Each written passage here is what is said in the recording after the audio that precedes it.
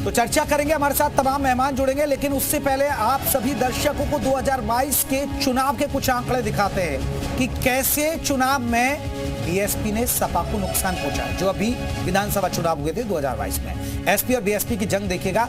2022 के चुनाव के समीकरण को समझिए आप। 122 सीटों पर समान जाति के प्रत्याशी उतारे गए। 122 में से 68 सीट पर बीजेपी की जीत हो गई थी। ये बड़ी बात है कि बीएसपी और एसपी उम्मीदवार के बीच जातिगत वोट बट गया था और 89 सीट पर मायावती ने मुस्लिम प्रत्याशी उतार दिए थे। तो ये चीज हम करेंगे, ये आपको आंकड़े के जरिए भी दिखाएंगे, लेकिन उससे पहले आपको रिपोर्ट दिखाते हैं।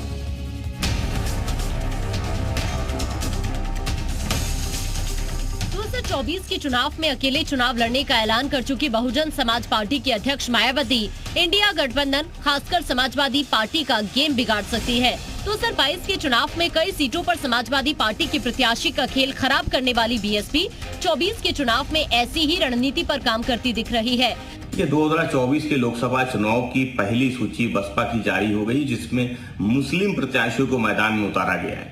भाजपा बसपा की मिली भगत वो अब जनता समझ चुकी है कि कैसे बसपा के नेताओं की सुरक्षा बढ़ाई जा रही है और विपक्ष के नेताओं की सुरक्षा घटाई जा रही है, और कैसे उन लोकसभा क्षेत्रों में मुस्लिम प्रत्याशियों को उतारा जा रहा है जहां से विपक्ष के नेताओं को राजनीतिक नुकसान हो सके।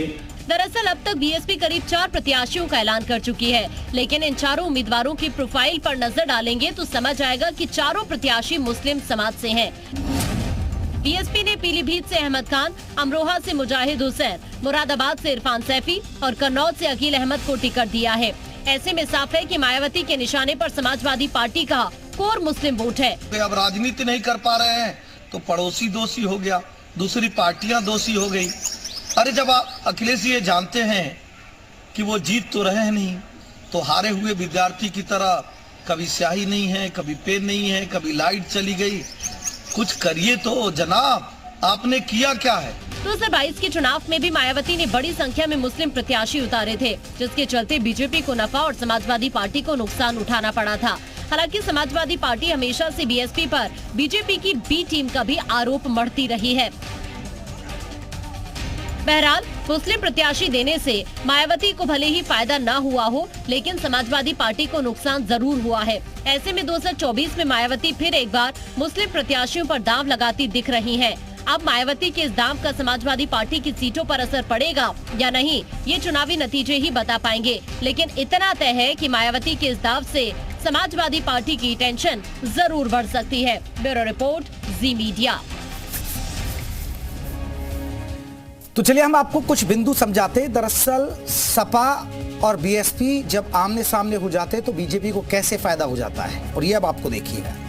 2022 के चुनाव आपने देखा होगा कैसे बीएसपी ने सपा को नुकसान पहुंचाया। एसपी बीएसपी की जंग हुई। 2022 के चुनाव में 122 सीटों पर समान जाति के उम्मीदवार उतार दिए गए। 122 में से 68 सीट पर बीजेपी जीत गई।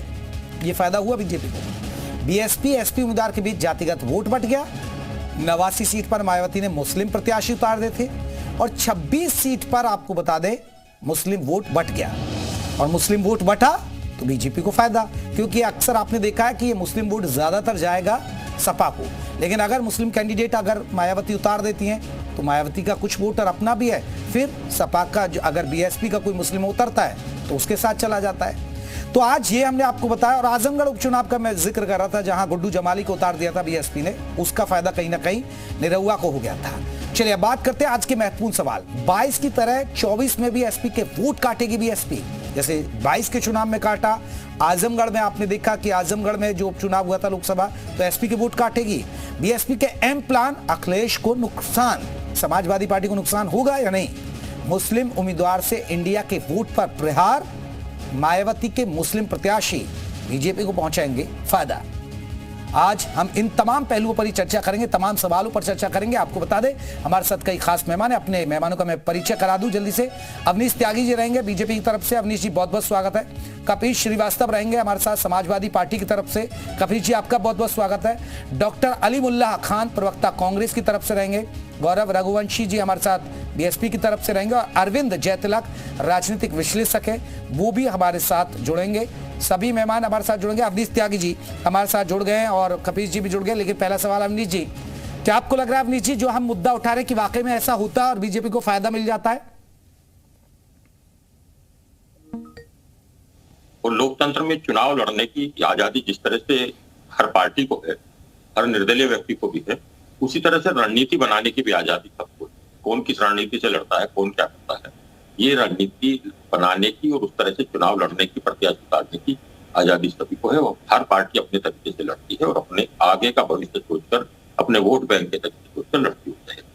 परंतु मैं एक बात हो कि ये दोनों पार्टियां जिनकी आप जिक्र करते हो, ये लोकसभा के पिछले चुनाव में 2019 में मिलकर लड़े, तब भी भारतीय जनता पार्टी को। दरअसल ये गठबंधन किससे कर रहे हैं, ये अवसरवादी लोग, ये मौकापरस्त लोग, ये एक अलग चीज। परंतु जिस तरह से 2014 के बाद से भारतीय जनता पार्टी ने राजनीति का, माननीय नरेंद्र मोदी जी ने राजनीति का तौर तरीका बदला है और राजनीति का मिजाज बदल दिया है और राजनीति का रंग ढंग बदल दिया है, उससे अब देश की जनता को राजनीति का नई अभी जी एक बड़ा सवाल है। ऐसा नहीं है कि देखिए अभी भी देश में और यूपी जैसे राज्य में तो कास्ट मजहब की राजनीति बहुत है और आप भी जानते हैं कि देखिए ये समीकरण बहुत मायने रखता है। उम्मीदवार भी पार्टी यही रणनीति बनाती है। नहीं, मैं बताता हूँ कि ये क्योंकि सब पार्टियां अपने आजाद है, परंतु भारतीय जनता पार्टी सबका साथ सबका विकास का जो मंत्र लेके चलती है, उसमें सबका विश्वास जीत रही है और सभी का प्रयास है कि मोदी जी तीसरी बार बहुमत से आए। सबका वोट हमें मिल रहा है। हम जातवाद को की बंदी से तोड़कर और परिवारवाद की बंदी से तोड़कर एक विकास की राजनीति का जो नया मजा चखाया है माननीय नरेंद्र मोदी जी ने, उसका मजा जनता को आ रहा है। अब ये जो जातिवादी और तोड़ तोड़ और ये तोड़ जोड़ करने वाले राजनीति के दलों चलिए मैं लौटूंगा कभी श्रीवास्तव जी। कभी जी आपको नहीं लग रहा है कि आपकी लड़ाई बीजेपी से है लेकिन नुकसान आपको कहीं ना कहीं बीएसपी पहुंचाएगी और पहुंचा भी रही है? कई सीटों पर हमने देखा 4 जगह जहां मुस्लिम कैंडिडेट उतार दिए गए। देखिए जयप्रकाश भाई, हमारी उत्तर प्रदेश की जनता और देश की जनता वो प्रज्ञावान है। जिस तरीके से हम आप या अवनीश जी बैठ करके यहाँ विश्लेषण कर रहे हैं, वो जनता भी विश्लेषण करती है, वो निश्चित करती है कि क्या लाभ हो रहा है, क्या हानि हो रही है। इस देश में और इस प्रदेश में 2 तरह की जनता है। एक जनता वो है जो भारतीय जनता पार्टी की नरेंद्र मोदी सरकार और योगी सरकार यानी डबल इंजन की सरकार से खिन्न है और उन तक कोई पावर नहीं पहुंचा। बेरोजगारी पे कोई लगाम नहीं लगा, महंगाई पे कोई लगाम नहीं लगा, शिक्षा और कबीर जी उस पर बात करें ना, मायावती पर बताइए ना। आपको लग रहा है कि टेंशन नहीं दे रही है मायावती आपको? मैं उसी पे कह रहा हूं। देखिए ऐसा है कि टेंशन लोकतंत्र में हमको नहीं लगता कोई किसी को देता है, क्योंकि वो उनका संवैधानिक अधिकार है, वो किसी को भी उतार सकती है। और क्या जब हम 4 बार उत्तर प्रदेश में सरकार बनाए तो क्या बहन मायावती जी हमारे विरुद्ध नहीं लड़ी थी या हम जीत कर नहीं आए थे? इसी देश और प्रदेश की जनता ने देखा था। कौन वोट काटने का काम करेगा, कौन नहीं करेगा, ये तो भविष्य तय करे। ये जनता तय करेगी कौन किसके साथ जा रहा है, विश्लेषण करने में सक्षम है। नहीं कपी जी आप भी देखें क्योंकि यूपी की जो राजनीति है उसे जाति और मजहब से अगर आप कहेंगे कि इतर नहीं, ऐसा नहीं होता है, ये है। आज भी मैं ग्राउंड पर जाता हूं सर, ग्राउंड पर ये आकलन किया जा रहा है कि बहन जी ने अगर यहाँ मायावती ने यहाँ पर अगर मुस्लिम उतार दिया तो बीजेपी को फायदा हो जाता, और होता है, ये रिकॉर्ड है। नहीं जयप्रकाश भाई, मैं आपके विश्लेषण को गलत नहीं कह रहा हूं ना, सही कह रहा हूं। इस विश्लेषण को हम जनता के ऊपर छोड़ रहे हैं। क्यों छोड़ रहे हैं? अभी देखिए अखिल भारतीय हिंदू महासभा के राष्ट्रीय अध्यक्ष हैं स्वामी चक्रपाणी महाराज, उन्होंने भी प्रेस वार्ता करके कह दिया कि हम सबसे पुरानी हिंदू राजनीतिक दल हैं और सावरकर साहब से लेकर के और पंडित मदन मोहन मालवीय जो है वो उस अध्यक्ष पद पे सुशोभित हो चुके हैं। तो ऐसे में वो पूरे देश के अंदर जो है वो चुनाव लड़ेगी। और क्योंकि राम मंदिर का वो प्रथम पक्षकार थे, उनको इनविटेशन तक नहीं दिया गया, राम मंदिर ट्रस्ट में कोई जगह नहीं दी गई, तो उन्होंने कहा कि हम तो अपनी बात को लेकर के जाएंगे। अब भारतीय जनता पार्टी से आप ये पूछें कि उनका असर क्या आपको चुनाव में पड़ेगा कि नहीं पड़ेगा, हम ये नहीं मानते। जनता जैसा चाहेगी वो तय करेगी। इसी तरीके से कभी जी डेंट होगा या नहीं होगा? डेंट मारेगी बीएसपी, नहीं मारेगी आपको? वही मैं बता रहा हूँ कि उसी तरीके से क्षेत्रीय दल जो निषाद पार्टी इनके साथ है, उसके अगेंस्ट एक निषाद युवा वाहिनी बनी है, वो लोकसभा का चुनाव लड़ाने जा रही है अपने कैंडिडेट को।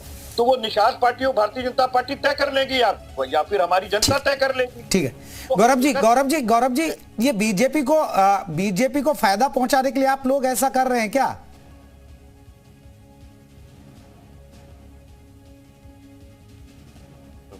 विश्लेषण सुन रहा था और तमाम चर्चा भी हो रही है इस विषय पे।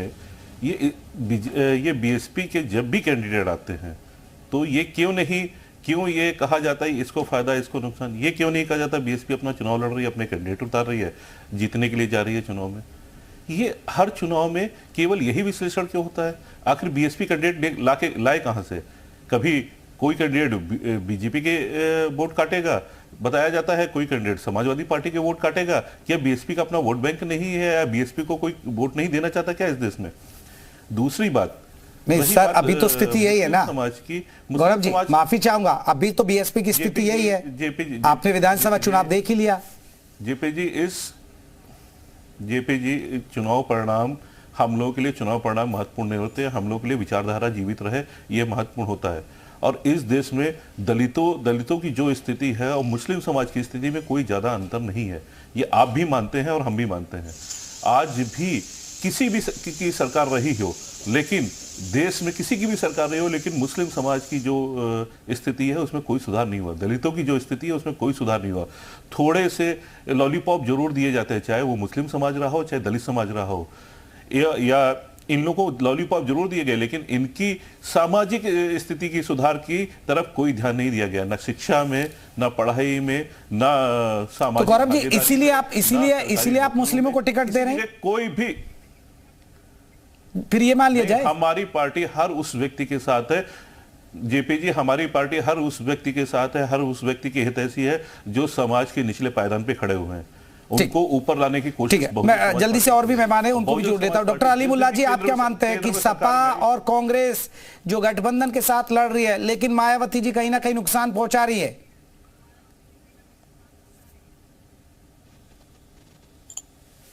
देखिए, ये जो चुनाव है ये दो विचारधाराओं का चुनाव है। एक तरफ वो ताकतें हैं जो इस सियासत के खिलाफ खड़ी हैं, जो बांटने की सियासत के खिलाफ खड़ी है, जो सेक्टेरियन फोर्सेस के खिलाफ खड़ी है। वो एक तरफ वो ताकतें हैं जो इंडिया गठबंधन राहुल जी के नेतृत्व में, खड़गे जी के नेतृत्व में पूरे देश में दलितों, पिछड़ों, अल्पसंख्यकों और तमाम दबे कुचले आदिवासियों, तमाम दबे कुचले समुदाय के हक हुकूक की लड़ाई, गरीब गुरबा की लड़ाई लड़ने के लिए सड़कों पे, जल जंगल जमीन पे लगातार संघर्ष कर रहे हैं। एक तरफ वो ताकतें हैं जो संविधान को और जब डेमोक्रेटिक इंस्टीट्यूशंस को बचाने की लड़ाई लड़ रही है। दूसरी तरफ वो ताकतें हैं जो तमाम डेमोक्रेटिक इंस्टीट्यूशंस को जिन्होंने गिरवी रख दिया है, जिन्होंने यरगमाल बना लिया है। एक तरफ वो ताकतें हैं जो नफरत की, जिनकी पूरी सियासत नफरत की बुनियाद पर है, जिनकी पूरी सियासत बांटने की सियासत है। जहां तक बहन जी का सवाल है, जहां तक बहुजन समाज पार्टी का सवाल है, जमहूरी निजाम में हर पार्टी को, हर सियासी जमात को हक हासिल है कि वो अपने उम्मीदवार खड़े करे और अपने फैसले ले। हमें इसमें कोई दिक्कत नहीं है, लेकिन जब कोई सियासी फैसले होते हैं तो यकीनन उस पर चर्चा होती है, उस पर बात होती है। हमें अफसोस इस बात पे है कि जिस तरह के चैलेंजेस देश के सामने हैं, जिस तरह उन हालात में लगातार कांग्रेस पार्टी ने कोशिश की कि देश की तमाम सेकुलर डेमोक्रेटिक डॉक्टर अलीमुल्लाह जी आप भी जानते कि देखिए कास्ट के मद्देनजर और कहीं ना कहीं मजहब के मद्देनजर ही उम्मीदवार उतारे जाते हैं और उसका चुनाव में बड़ा असर होता है। चलिए मैं लौटूंगा आपके पास, हमारे साथ राजनीतिक विश्लेषक अरविंद जयतिलक जी भी है। अरविंद जी आप कैसे देख रहे हैं? जी मैं आऊंगा, दोबारा आऊंगा सर, डॉक्टर साहब दोबारा आऊंगा। मैं अरविंद जी से एक रिएक्शन ले लेता हूं। अरविंद जी आप कैसे देख रहे हैं, क्या माना जाए कि जिस तरह बीएसपी और सपा मिलकर लड़े 2019 में, और उसका मैं पश्चिमी यूपी में ही देख रहा था, एक आंकड़ा देख रहा था, करीब 78% के आसपास मुस्लिम वोट गया दोनों पार्टियों को। लेकिन अब सबसे बड़ी बात है कि ये अब मुस्लिम उम्मीदवार वहां बीएसपी उतार रही है, वहीं सपा उतार रही है, तो ये वोट बटेगा, और वोट बटा तो बीजेपी को फायदा। बिल्कुल जयप्रकाश जी, देखिए कहावत है कि गुफा में अंधेरा चाहे जितनी हो, किनारे पर रोशनी जरूर होती है। मायावती जी उसी रोशनी की तलाश में है और उनकी तलाश तभी पूरी होगी जब मुस्लिम मतदाता जो है उनके साथ जुड़ेगा। आप 15वीं विधानसभा में आपने देखा कि किस तरह 2007 में मुस्लिम मतदाताओं को लामबंद करने में सफल रही और वो सरकार बनाने में भी सफल रही। 206 सीटें वो जीत करके आई। लेकिन उसके बाद जिस तरह मुस्लिम मतदाता उनसे दूर हुआ, फिर आपने देखा कि 17 में जो है 80 सीटें, फिर इसके बाद जो है 19 सीटें, फिर 1 सीट पर आ गई हैं। आज के तारीख में अगर आप उनके प्रदर्शन को देखेंगे तो आप लोकसभा का ही देखिए ना। 2019 का जब सपा बसपा का गठबंधन हुआ तो सपा से उनका प्रदर्शन बेहतर रहा। 38 सीटों पर लड़ी, 10 सीटें जीती और 26 सीटों पर जो है रनर रही, जबकि सपा जो है 5 सीटें जीती और 19 सीटों पर केवल रनर रही। वोट परसेंटेज भी 1% अधिक रहा बसपा का। तो ये मान लेना कि बसपा जो है पूरी तरह से खत्म हो गई, या ये मान लेना सिर्फ को सपा को हराने के लिए या उस गठबंधन को नुकसान पहुंचाने के लिए लड़ रहे, तो मैं इसको मानने के लिए तैयार नहीं हूं। आपने बिल्कुल एक बात सही कही कि पश्चिमी उत्तर प्रदेश में देखिए, वहां जो है आप देखेंगे जितने जब 2007 से लेकर के अभी तक आप देखेंगे तो बसपा का अपना जो है मुस्लिम मतदाता एक जो सेक्शन रहा है और उसी की बदौलत जो है उसकी अपनी वजूद रही है। तो उस क्षेत्र में स्वाभाविक रूप से जो है बहुजन समाज पार्टी की और दलितों की एक अपनी पकड़ रही है। 2013 के बाद जब जाट मुस्लिम दंगा हुआ, उसके बाद जिस तरह मुस्लिम सपा से दूर हुए छिटके, तो कहीं ना कहीं जो है बसपा के साथ उनकी अपनी सहानुभूति है। आपने नगर निगम चुनाव में भी देखा, उस भरोसे को जीतने के लिए बसपा बार बार जो है मुस्लिम जो मतदाता है, जो उम्मीदवार है, उनको भरोसा दे रही है। 17 नगर निगम में 11 जो है मेयर का टिकट जो है मुसलमानों को दिया। आपने देखा कि 17 वाले चुनाव में 99 कैंडिडेट उतारे। नहीं, आपने कहा कि मुस्लिम वोट बैंक को वापस लाना चाहती है, लेकिन आपको नहीं लग रहा है कि अभी चुनावी रण की स्थिति को समझे तो इससे कहीं ना कहीं बीजेपी को फायदा हो जाएगा? बिल्कुल होगा, स्वाभाविक रूप से होगा। जब मुस्लिम मतों का विभाजन होगा तो उसका नुकसान तो गठबंधन को तो होना ही है। अगर कोई आपके चैनल पर बैठा हुआ पार्टी का प्रवक्ता ये कहता है कि नहीं उसका कोई मतलब नहीं है, उसका कोई स्पेकुलेट करेगा तो असर नहीं होगा, मैं मानने के लिए तैयार नहीं हूं। देखिए, उत्तर प्रदेश जातियों का खौलता हुआ कुंड है और जातीय लंबंदी से ही ये एक बड़ी बात है। कपिल जी मैं यही तो सवाल कर रहा था सर। कपिल जी, यही एक बड़ा सवाल है। आप बेशक डिनाई कर रहे हो, ठीक है, आप टीवी पर मत बोलिए। मैं आजमगढ़ की बात कर लेता हूं सर। आजमगढ़ जब लोकसभा उपचुनाव हुआ और देखिए आप कितने बड़े लीडर लड़े, धर्मेंद्र यादव चुनाव में लड़े, आप देखिए वहां 3,12,000 से ज्यादा वोट निरहुआ को पड़े, 3,04,000 से ज्यादा वोट मिले आपने देखा धर्मेंद्र यादव को। लेकिन गुड्डू जमाली जो समाज बीएसपी की तरफ से लड़े, अब ठीक है समाजवादी पार्टी में आ गए, 2,66,000 से ज्यादा वोट ले गए वो। तो आपको नहीं लग रहा कि अगर गुड्डू जमाली मुस्लिम उम्मीदवार नहीं उतारती बीएसपी और ये मुस्लिम वोट आपको मिल जाता और आसानी से जीत जाते धर्मेंद्र यादव? मेरा आकलन गलत तो नहीं होगा शायद? विश्लेषण में हम कोई कमी नहीं निकालने बैठे हैं, लेकिन इतना जरूर कहेंगे कि देखिए क्या होगा या नहीं होगा, क्या लाभ होगा, ये लोकतंत्र में नहीं देखा जाता। अपनी विचारधारा, अपनी नीतियां लेकर के जाते हैं। हम कोई सत्ता परिवर्तन के लिए सिर्फ नहीं जाना चाहते, हम व्यवस्था परिवर्तन के लिए सत्ता परिवर्तन चाहते हैं। आज जिस तरीके से संवैधानिक संस्थाओं की चूल्हे हिला दी गई हैं, वो आपके सामने सुप्रीम कोर्ट की जिस तरीके से निर्णय और आर्डर्स आ रहे हैं, वो आप खुद देख रहे हैं कि वो इस तरीके से जो है वो भारतीय जनता पार्टी की सरकार ने इसको दलका दिया है। तो लोकतंत्र की अगर धरती को बचाना है तो सेकुलरिज्म की जितनी पार्टियां, मैं कहता हूं कि बहुजन समाजवादी पार्टी नहीं सर, फिर आप पीडीए क्यों ले आए? फिर अब आपको पीडीए की क्यों चिंता हो गई कबीर जी? अगर आपको इतनी चिंता नहीं थी तो मैं तो आज भी आपको आप भी कहते बीजेपी की तरह सबका साथ सबका विकास। तो लगता है ये चिंता बहन जी को भी होगी। और अभी चलिए कपिल जी सर हमारे संपर्क कट गया। यही सवाल डॉक्टर अली मुल्ला जी, मैं जो आंकड़े दे रहा हूं वो आप कह रहे हैं कि देखिए मजहब और जाति का फर्क नहीं होता, लेकिन यूपी की राजनीति हर राज्य में मजहब और जाति के नाम पर वोट बढ़ता है और कटता भी है, टिकट उसी हिसाब से दिए जाते हैं और वो कहीं ना कहीं आपके लिए डेंट होगा, क्या आप कितनी भी आप इनकार कर लीजिए। इस बात को समझना पड़ेगा कि हम पे इस वक्त यहाँ पे बैठ के चर्चा कर रहे हैं और इसमें तमाम जितने भी लोग हैं इंक्लूडिंग टीवी एंकर से लेकर के तमाम लोग इस बात कर रहे हैं कि बहुजन समाज पार्टी ने जो उम्मीदवार खड़े किए हैं वो वोट काटने के लिए खड़े किए हैं, उससे वोट कटने वाले हैं, नुकसान होने वाले हैं। लीडर अगर ये चर्चा आप कर रहे हैं तो जाहिर सी बात है कि उत्तर प्रदेश की जनता इस बात को समझ रही है, इस पर बात कर रही है। दूसरी बात, लेकिन रोकेंगे कैसे सर? मैं तो यही तो पूछ रहा हूं, रोकेंगे कैसे? नहीं, मैं अपनी बात खत्म करूं। मैं आपसे यह अर्ज कर रहा था कि आप देख लीजिए लगातार जिस तरीके से तमाम मुद्दों पे जो बहुजन समाज पार्टी का की इस हालत पे पहुंची है, उसकी वजह ये रही है कि आज वो मुसलमानों की बात कर रही है, मुस्लिम उम्मीदवार खड़ा करके, और ये कहने की कोशिश कर रहे हैं अभी जैसा कि माननीय प्रवक्ता बहुजन समाज पार्टी के उन्होंने कहा कि भाई मुसलमानों के जो हालात हैं, दलितों के हालात हैं, इसलिए हम हिस्सेदारी और उम्मीदवार खड़े कर रहे हैं। तमाम देखिए जो मुद्दे रहे हैं, जो मुसलमानों के मुद्दे तो जो रहे हैं वो तो रहे, उस पे तो जो रवैया रहा है वो तो लोग देखा ही कि जिस तरीके से बहुजन। तो वो यही तो कह रहे हैं ना, देखिए हम तो इसलिए उतार रहे कि मुस्लिमों को आपने भी ठगा, सपा ने भी ठगा, बीजेपी को मिलता ही नहीं।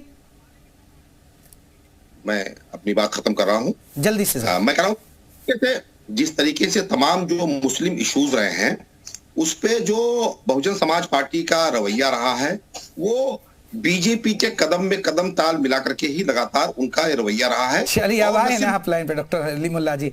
मैं आऊंगा, मैं लौटूंगा, मैं चर्चा करूंगा इस बात पर कि आखिरकार जिस तरह बीएसपी की तरफ से गौरव जी ने यह आरोप लगाया कि चाहे वो सपा हो, कांग्रेस, सबने ठगा है मुसलमानों को, उनके मुद्दों और उनके हित की बात नहीं की। क्या ये एक बड़ी वजह है इसलिए बीएसपी मुस्लिम उम्मीदवारों को टिकट दे रही है, या फिर बीजेपी को फायदा पहुंचाने के लिए? यानी जो कैडर वोट माना जाता है, मुसलमान वोटर जो माना जाता है समाजवादी पार्टी का, जो कोर वोटर माना जाता है, क्या उस पर चोट हो रही है? ब्रेक के बाद